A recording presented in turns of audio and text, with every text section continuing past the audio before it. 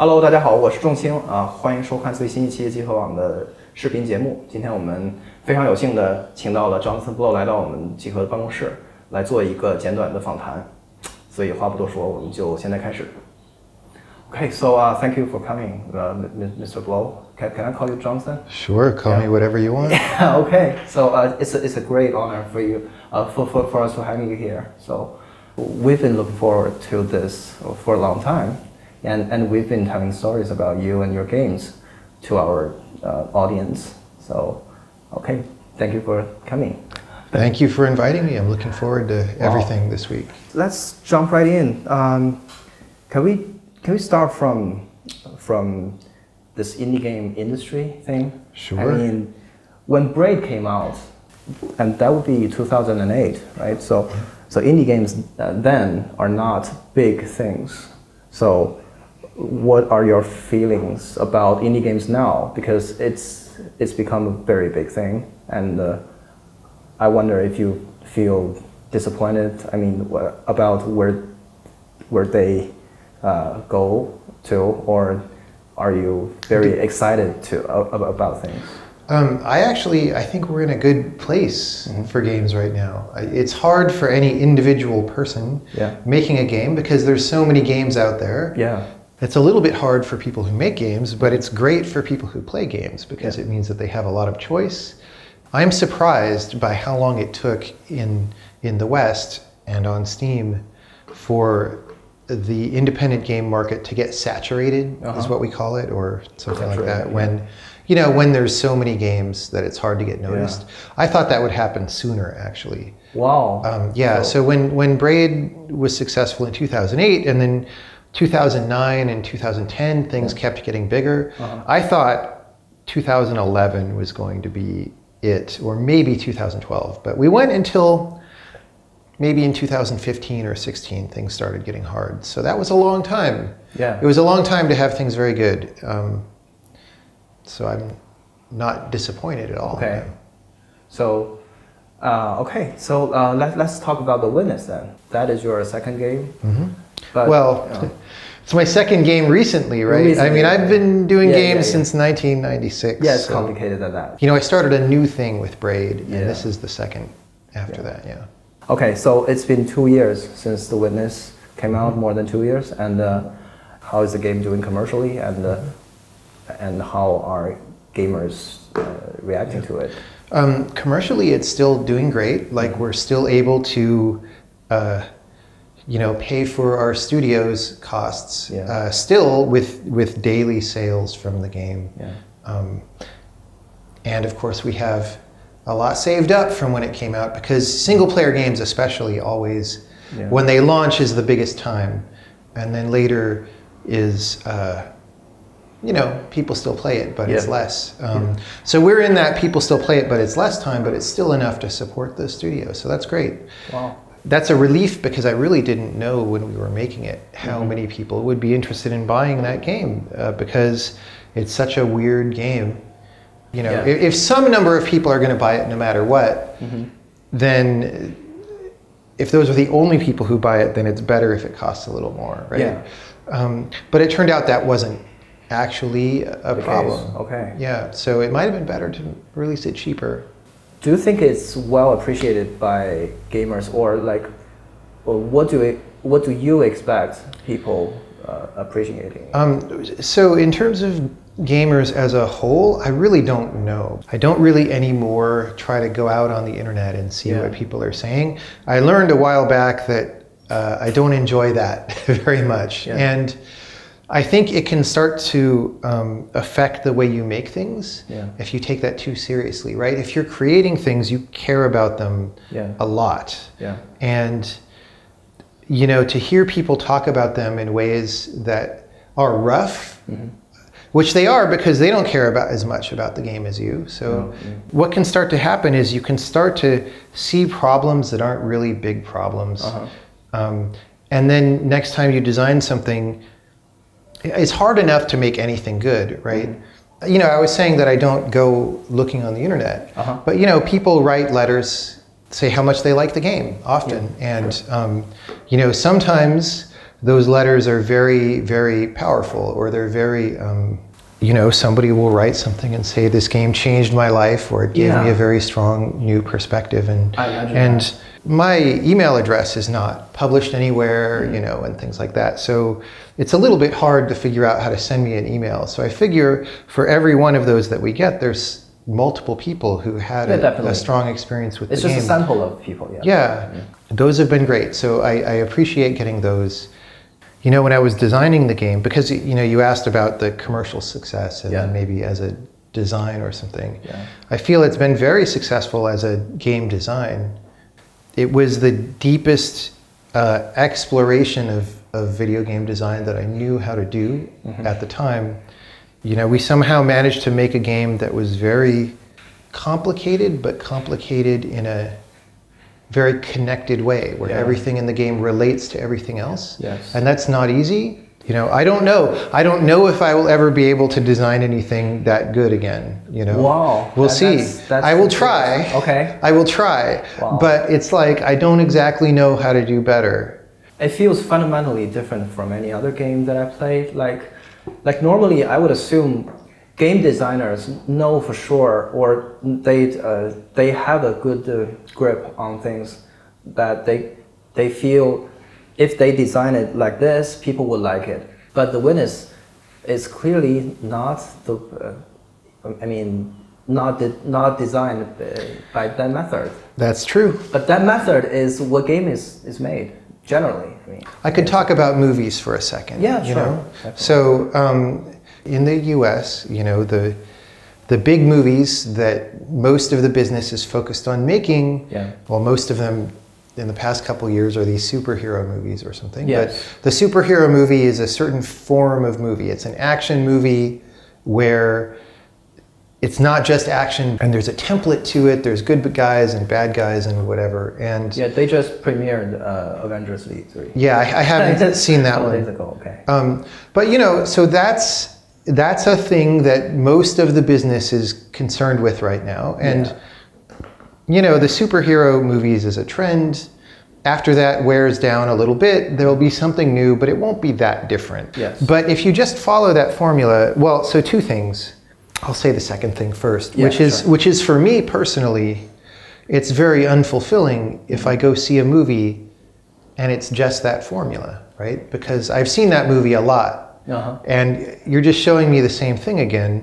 So if a movie like that is interesting to me, it's because of the other things that they managed to fit in the different slots of the formula, or little extra things somehow. The last actual superhero movie that I liked was the second Dark Knight movie. Yeah, that's fun to know. I love that movie, But part of what was interesting about it was it didn't really fit a formula so much. I mean, the performances were very good, but also the structure of it was like there was a time when the movie, you would think it is over, and then there's an extra half an hour of movie on the end. And it's like, oh, okay, cool. You know, I like that. Yeah, that is original. You know, so there's another thing that they say about movies, at least in the US, which is that they're about escapism or something, right? And they're about getting away from your regular life and being in an exciting world for a little bit. And I never felt that way about movies. I didn't like that because, you know, when I go to a movie, it's not to get away from things, it's to go towards something. It's like I hope that the filmmaker shows me something I can be interested in, or will change my life, or just some vision that then can live in my head after that, right? So it's the same with video games, you know. Most people making professional games now, especially if you include mobile games, which free to download, and then they just try to keep you there in front of it as long as possible. They use a lot of very manipulative tricks to do that, to keep you there and make you want to put money in and all that. And to me, that's not what games are at all, actually. There are things that are techniques of psychology manipulation that are not abusive to the player or anything. For example, you know, I have some progress points in my game, and when you get to a certain point, then some more story happens, right? That's a very common thing. When the story happens, people feel like they've made progress, they feel rewarded by the new information, and they want to know what happens next, and so something happens next. So that is a well-accepted form of a single-player game. The reason that it's accepted as standard is because it works, right? But if you have a game where the actual gameplay is very boring, and you're just stringing people along with the little story bits, then I think that's very weak. I imagine. I mean, I've seen the early stage of the Witness, and it's just drastically different. It's just so different. Those years, the game got reinvented somehow. I mean, after you guys bring in the architecture and the landscape partner, and the game looks like really different. Normally, people wouldn't take that way too seriously. It's not in the gameplay. So so why do they matter that much? There's a lot of answers to that question. Like if you look at a building, and I mean, often we don't really notice how things look in the game. You know, in most games, like if you're playing Call of Duty or something, you don't look at the objects very closely because you're just going past them to get to the end of the level or something, right? But in this game, we're asking you to go around the objects, and if we hadn't done all these subtle things, like, you know, you go into one of these wood buildings and you look on the railing and there's like bolts in the thing, and like those bolts aren't gameplay, but the detail is there, and it helps, it supports everything. So nearly everything is relevant. But like in many other games, like most things are only there to be like they have nothing related to the gameplay or the story. And that brings me to the next question. Like I can feel I myself spend more than 100 hours in the game. So I strongly feel that there's a story in it. Like as if the island is subjective in a way.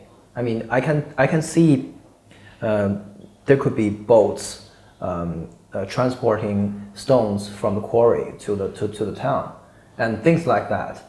How and why would you resist telling that story explicitly to people? Well, that was if I were you, that after 7 years, I would really want people to know everything. That was a thing that was decided later on. At the start of development, I thought that we were going to do a story-heavy game, actually. You know, in the game that we actually shipped, there are these audio recordings that you can find and play, but they're usually hidden, and they don't have usually direct story-related things. But originally, there was going to be another set of those that were just your classic video game story recordings like you have in, I don't know, BioShock, or pick any game like that, right?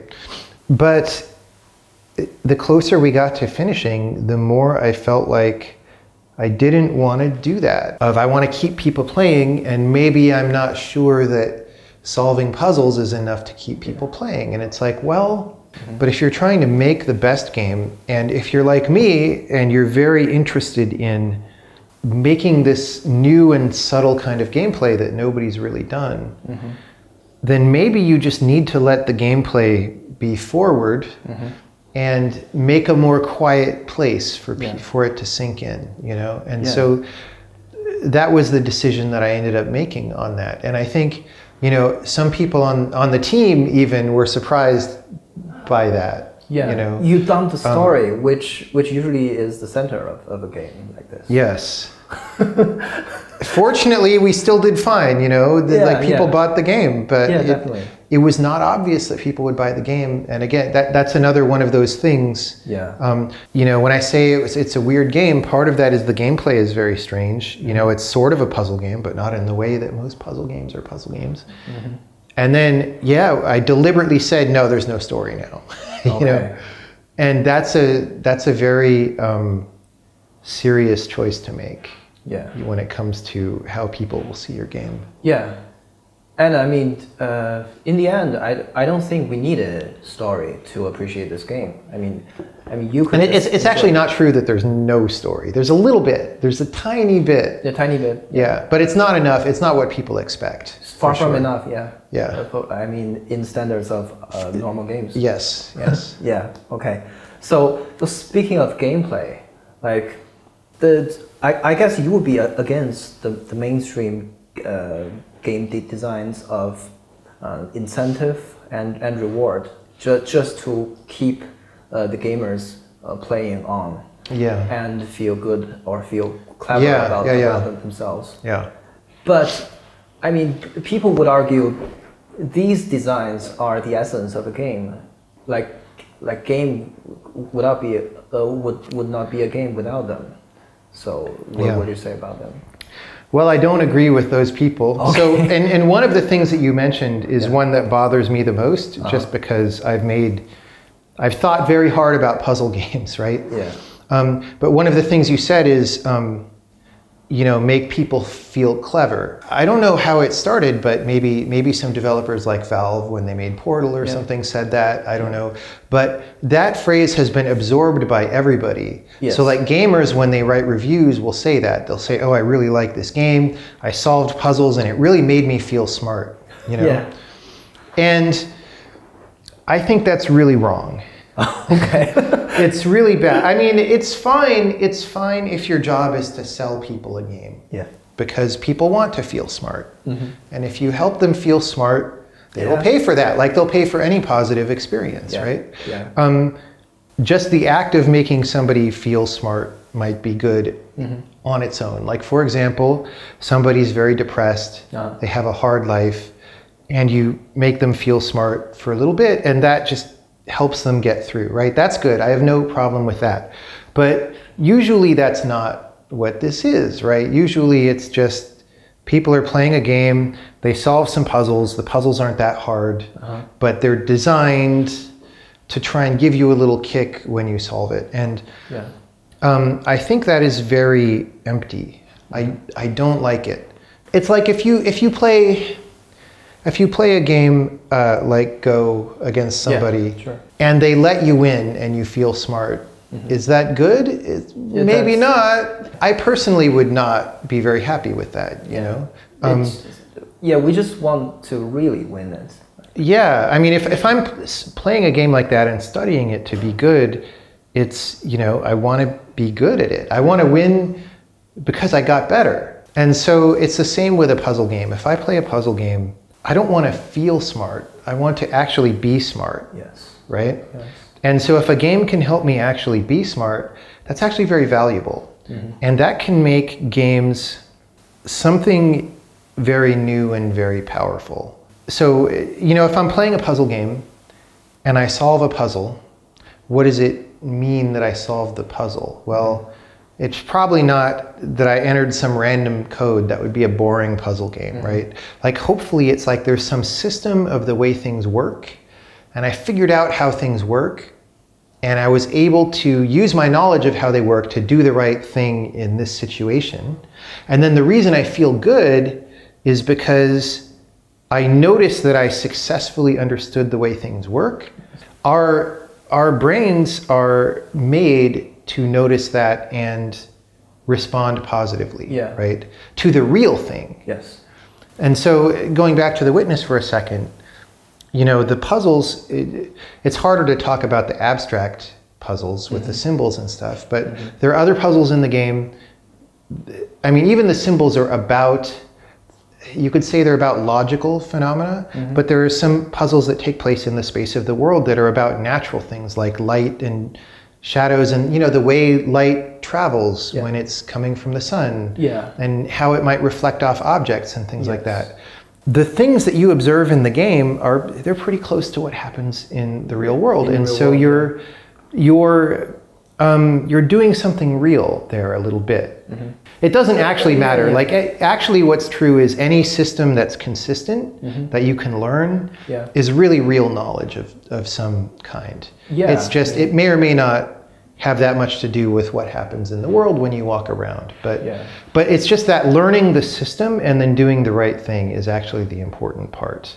I like it when players feel smart, but I like it when they feel smart because they really are smart. Yeah, but I mean that would make a game very risky. Like you are risking the gamers not appreciate it.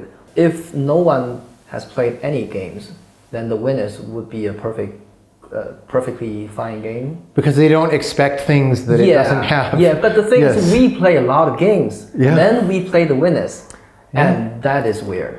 Well, yeah. I mean, some people, you know, when the game came out, it got a wide variety of review scores. Yeah. Some of the reviews, two of the early reviews were 4 out of 10. Okay. Which is, again, I don't know how they score things in China, but in the US that's so low, you would only ever score something like that, like if it physically didn't work, like if it was crashing all the time or whatever, or you couldn't win or something, right?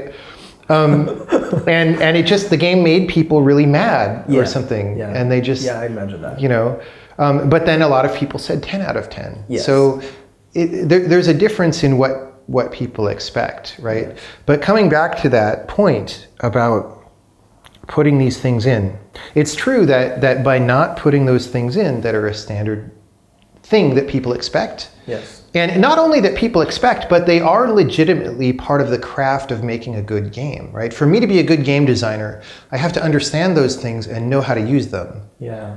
And then I choose not to use them because I want to do something else. But if I don't know how to use them, then I can't even really design games, right?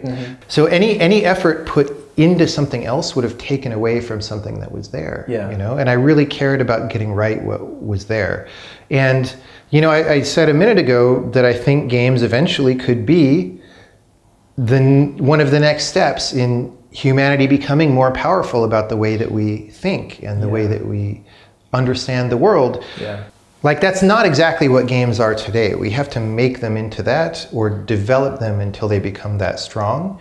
We won't do that without trying things and exploring and being risky, you know? If games are like what you said, that it might become the next step of humanity, then the win is only the very natural game. But for most people, it's just entertainment, and sure, it's, you know, and that's fine, relaxing, and that's totally fine.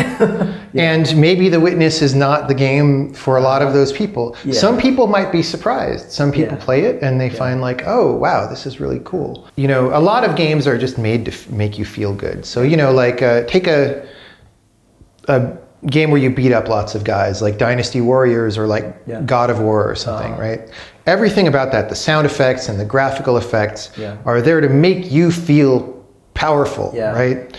And they're very good at that, and they're very successful at that, and a lot of people want to play that. And it's not what The Witness is at all, right? Okay. And that's fine, right? That's the choice that I make when I say I want to design a certain type of game. I'm making the choice that not everybody is going to buy that game. In fact, maybe only a very small number of people will. I signed up for that. So, you know, but I've always been surprised that actually many more people than you might think are interested in these games. And when you supply even a little bit of that, a lot of people will respond. They will react and say, oh my God, this is what I've been waiting for. I really like this. I just want to say, I'm so happy The Witness, I mean, games like The Witness can come to exist.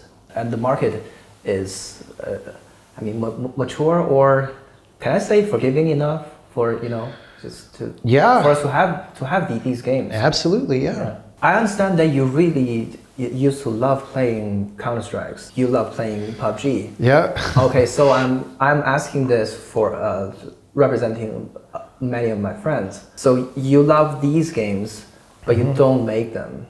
Like, like you, and I don't see you fall in love with other like, very skill emphasizing games. So are you against them or not? No, I'm not against that kind of game at all. I like skill-based games. In fact, you know, as designers, if we're going to make something that a lot of people play, right, then we should at least be thinking about the responsibility that we have of putting that thing into these people's lives. Some game designers don't like it when I start saying that kind of thing, but I think you really should think that, right? Yeah. And you know, if you give people, if somebody's life is not very good, all people have this desire to be successful at whatever that means for them. Everybody has a slightly different idea, you know? But it's a little bit easy for a video game to be a substitute for real success. You know, if I can go play some game where I'm a really powerful guy and I'm beating up everybody, nobody can beat me, even though it's just little AIs, right? But the sound effects are very convincing and they make me feel powerful, you know, then maybe that gives me a little bit of that feeling that I'm otherwise looking for in life. And then maybe the next day when I'm living my life, I don't feel that drive as much, right? And it subtracts. Totally. So it's hard to say how bad that is, but I think that's a real phenomenon, and I don't like it. And I also, in my own mind, ever since I was a little kid, I don't like it when people try to manipulate me, you know, when they try to get me to do things or whatever, and I feel like those games are like that. But, you know, but then a game like PUBG or something is the opposite of that, right? Okay. If you drop into PUBG and you're not good at the game, you're just going to get killed very fast. It's very honest. It's very straightforward. It's a complicated issue, right? So I agree with what you said, that there's some standard of good design that involves controlling the experience and making the player have a certain kind of experience all the time. First of all, there's a very basic conflict with that idea, because what makes games special is interactivity and making choices. And to make choices, players have to be free, and if you're controlling everything all the time, they can't make real choices. So games are... You're making choices for them. Yeah, and so games are sabotaging themselves already if they go in too strongly with that idea. But there's many ways to use them, and if you're a game designer who's more like an artist, then you need to be able to have that skill, but then you choose how to use it. And you might use it in surprising ways. But you gotta have the skill first. So that you can make if you don't have if you don't know how people are gonna respond, it's hard to make a good game. That brings us to the next question. Like for indie games, we really expect original designs. We want really new games and new gameplays. But for indie game developers, I mean, like, what do you believe is crucial to make original game design? As an independent developer, right, you need to give people a reason to be interested in your game as opposed to somebody else's, right? And this is maybe speaking more on a business side, but even on a creative side, you can think about that. Like, even if I don't care how many people buy my thing, you know, why is it interesting compared to all the other things that are out there? And, you know, you need to be able to answer that question, right? So traditionally in games, before we had this split into AAA and indie or whatever, when it was all big money games, then the answer was, well, we have better graphics than games last year had, right? Or say we're an RPG, now we have 300 hours of gameplay instead of 200 hours, right? But then as an independent small developer, you can't really do either of those. You have to pick among the things that you are able to do and find something that's very interesting. And that's different for every developer in every game. But usually, design is the easiest thing to experiment with, because design doesn't really cost very much, you know, because it's nothing, it's an idea, right? Anyone can have an idea. But it's also hard. I mean, it's intangible. You can't measure that very good. At my school, which was University of California at Berkeley, the closest thing that we had to anything about video games was there was one computer graphics class where you could learn 3D graphics, but it was not games at all, right? And now it's very different. There's all these schools with teaching people how to design games, but the things that they teach are very standard and very safe. Sometimes people will sit down with the idea of here's how you make a game. This is what I learned in school that the shape of a game is. I'm going to make something with exactly that shape, right? There's a screen where you pick the levels and then you play the level, and then at the end of the level it does some fireworks or something and says congratulations, right? And then every 20 levels there's a special thing that happens, whatever, right? And you start there and you fill out all the points. And then at the end, it's just very boring and there's no reason to play it because they copied all the things that were not interesting, but then they didn't put any interesting things in there. You just have this shell that's acting like a game, but it's not really a game, you know? But it's not like that you can directly learn specific things from the witness and break. I mean, if I want to learn a thing or two from the witness, it would be very abstract and not straightforward like the programming skills. It's true, but I think that's the way that design is, though. No. The way that I learned to design games was I just played video games and I had an opinion about what I played. You know?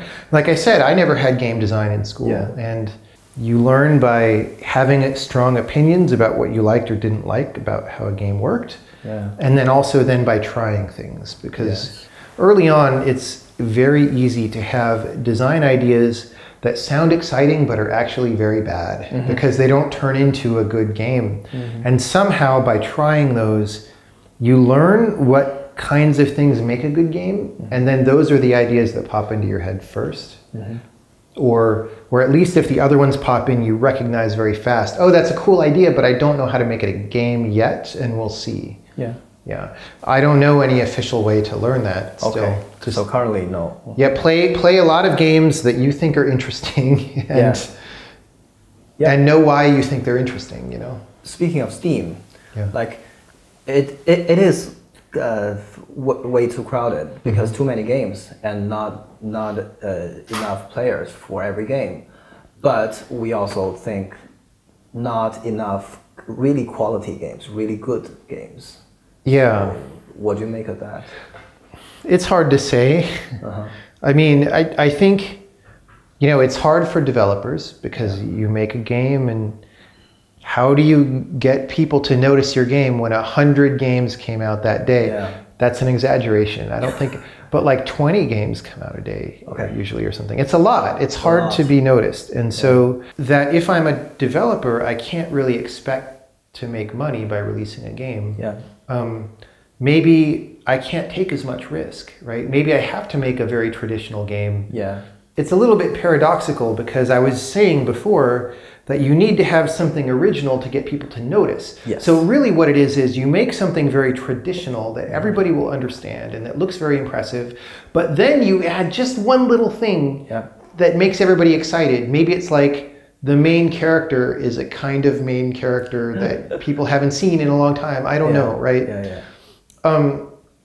But you still have to be very conservative to try to succeed. And also in China, people are trying sort of different ways. Tencent had their ideas, and we have more people coming in to this indie game scene, and people are trying to make games really hard. But the thing is, we in this country we have world's biggest game companies, but we don't exactly have a very prosperous indie game scene. Do you have any advices for those people, or just I don't know where? Well, it feels to me like there's really a lot of potential here. It feels to me like it's just waiting for one or two really good examples of independent games that strong games in terms of design look good enough, like they don't look like some sloppy thing that a kid did, but like, you know, and I think the first couple of games that do that are going to be very successful and will start a wave here. When the situation is just getting started and people don't have that much practice at making games, it's probably harder to get there. But the more that people practice, the better they'll get. And the better you are at making games, more difficult things you can try. And the more difficult things you try, the more you learn. Yeah. And the faster you can do those difficult things, the more you learn, because the more you can pack into a small amount of time. Yeah. And so the people who work hard are going to get there first. I don't know who that is, Okay. but I feel like that is almost guaranteed to happen, right? Okay. I would be very surprised if it does not happen. Okay. We look forward to it. Yeah. Yeah, we will be there when that happens. Hope sooner than later. I wouldn't be too surprised if in 1 year or 2 years from now. Okay. Yeah. Yeah. I wonder what that game is. I mean, I wonder, I can never predict, right? Yeah. I don't wonder know. what that Braid equivalent Chinese game would be. Yeah. I look forward to that. Okay. So let's talk about that language you've been working on. Okay.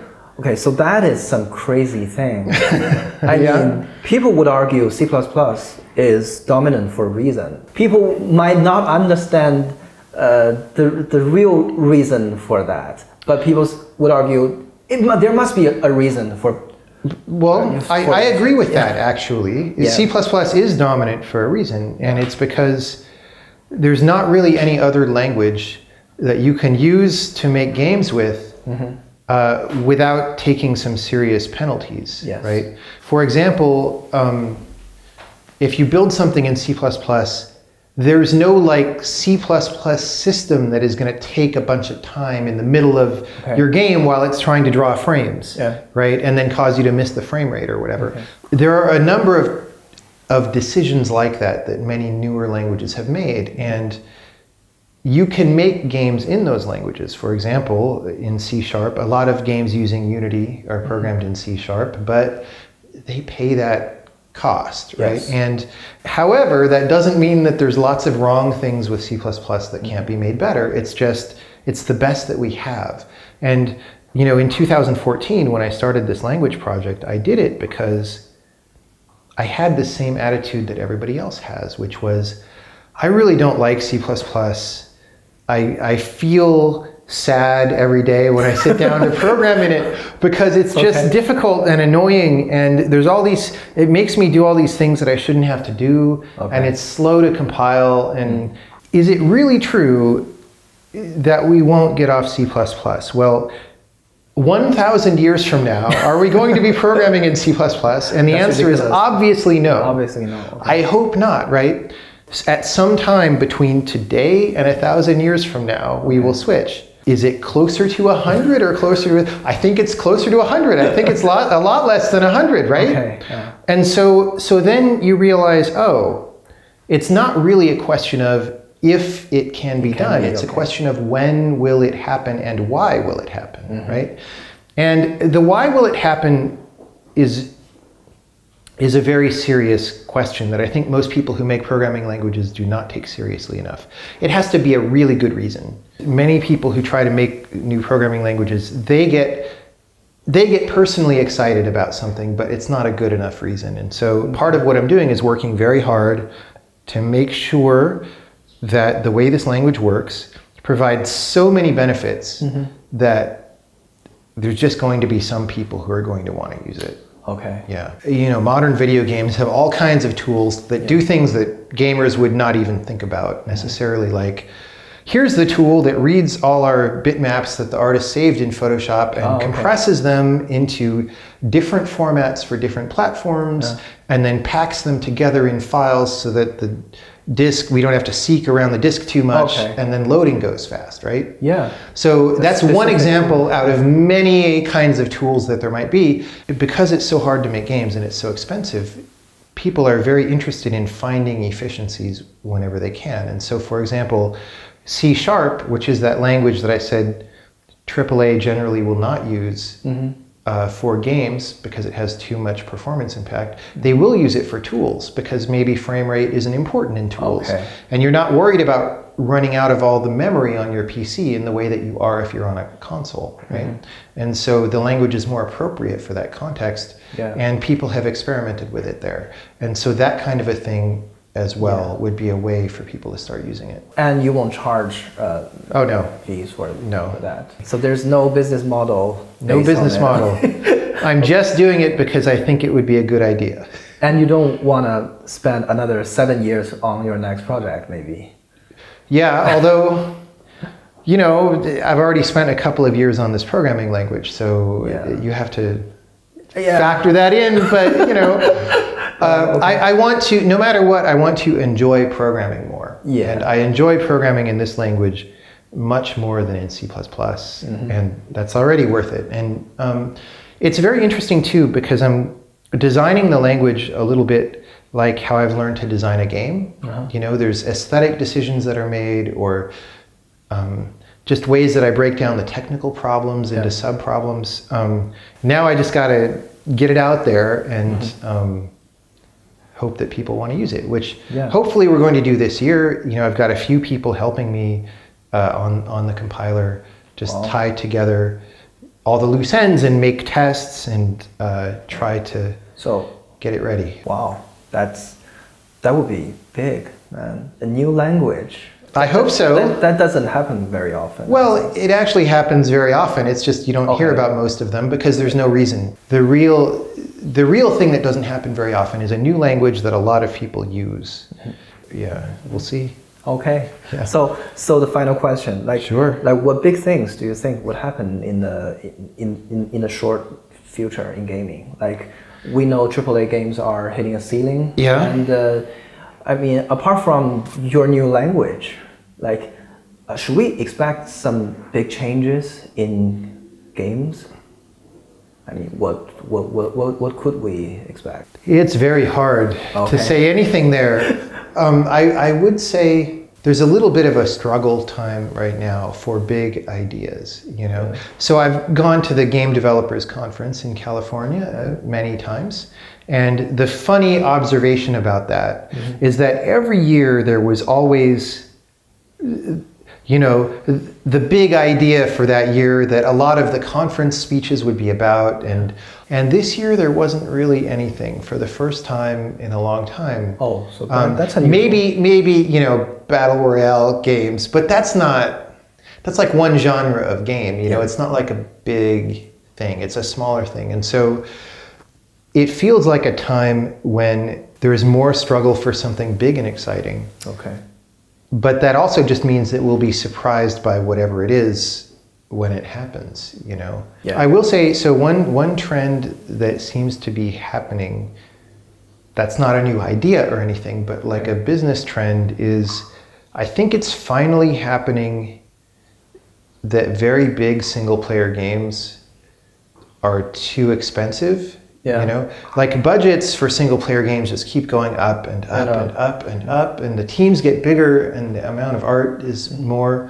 Most of the money, almost all the money, is not really in that single player game anymore, and I think that they're going to become very rare. But then again, maybe that means that when one succeeds, it'll be even bigger. You know, like God of War that just came out is very much that kind of a game. But we really love huge single player games, so I hope they don't die out. I mean, maybe, so sometimes when that happens, it just means that something else has to get forced. Like maybe we just have to get better at making the games so that it becomes cheaper to make them again, right? I don't know. We'll see. But that's not really a prediction, because the thing that I know about the future is that it's very hard to see what's really going to happen. And so I don't ever say things like that very, very seriously. You know? Sure.